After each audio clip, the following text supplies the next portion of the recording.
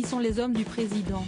La question se pose alors que l'on apprend dans les indiscrets politiques de l'Express qu'Emmanuel Macron et Alexis Kohler, secrétaire général de l'Élysée, ont organisé, dans le plus grand des secrets au Palais, un séminaire de travail avec une partie de son cabinet, ce vendredi 16 décembre. Il faut dire que l'emploi du temps du chef de l'État est bien rempli ces derniers jours, au Qatar ce mercredi pour assister à la demi-finale de la Coupe du Monde opposant l'équipe de France à celle du Maroc.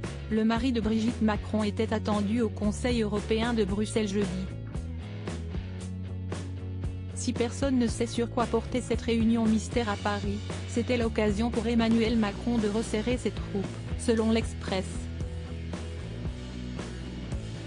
Supérieur à Emmanuel Macron, découvrez les hommes qui ont marqué sa vie. Emmanuel Macron et Elisabeth Borne en conflit autour des retraites? Car même en période de Noël, la tension est à son comble au sein de l'exécutif. À l'approche des fêtes, un défi de taille s'annonce pour le gouvernement, à savoir le chantier pour la fameuse réforme des retraites. Problème, sur ce projet, auquel le président tient énormément depuis son élection en 2017, Emmanuel Macron et Elisabeth Borne ne seraient pas sur la même longueur d'onde.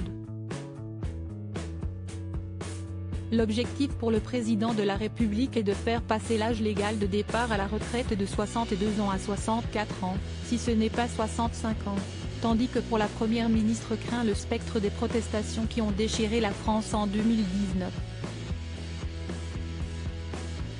Pour cela, la chef du gouvernement souhaite éviter de provoquer une nouvelle gronde sociale, alors que les Français subissent déjà une crise énergétique sans précédent.